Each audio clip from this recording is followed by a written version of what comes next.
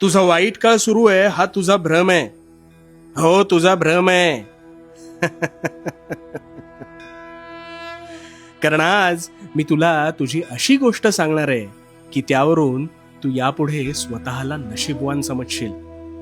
आता ही गोष्ट अगदी शांतपणे पूर्णतः ऐक. अगदी दैनंदिन जीवनातील उदाहरण घेऊया. उद्या पाणी टंचाई निमित्त पाणी निव्वळ 2 तास येईल ही सूचना वाचल्यानंतर ज्या गृहिणीला ना पाणी भरून संपूर्ण काम आवरायला 4 तास लागायचे, ते काम तिच्या नकळत तिने 2 तासांच्या आत हे पाणी जाण्याआधी कसे पूर्ण केले हे तिचं तिलाच कळलं नाही. आता तू म्हणशील, याचा तुझ्याशी काय संबंध आहे? ना, संबंध आहे. तुझ्यावर अल्पावधीत असेच काहीसे संकट येते आणि हे संकट आलं की तू आधी निराश होतोस.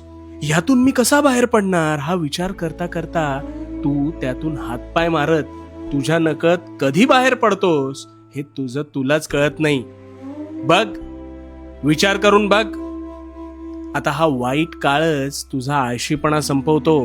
हा वाईट काळच तुला समाधानी प्रवृत्ती शिकवतो. अरे, हृदयाचा आलेख सुद्धा खाली जाऊन मग वर जातो हे तू विसरलास का रे? मुळात जेव्हा जेव्हा तू संकटात सापडलास तेव्हा तेव्हा त्या संकटांविरुद्ध लढण्याची ताकद सुद्धा तुझ्या नकळत ह्या वाईट काळामुळेच निर्माण होते. आणि तू काय करू शकतोस याबाबत तुझ्या सहनशीलतेच्या जोरावर तुला स्वतःची खरी ओळख गवसते.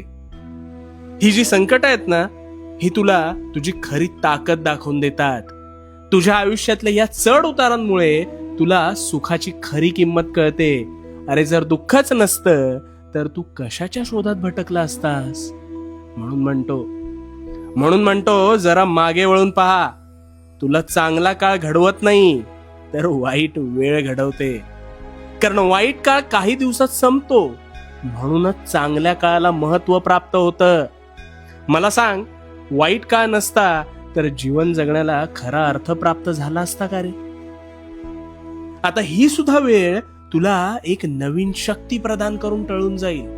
फक्त वादळासमोर शांत उभा राहा. कारण भिवू नकोस, मी तुझ्या पाठीशी आहे. भिवू नकोस, मी तुझ्या पाठीशी आहे.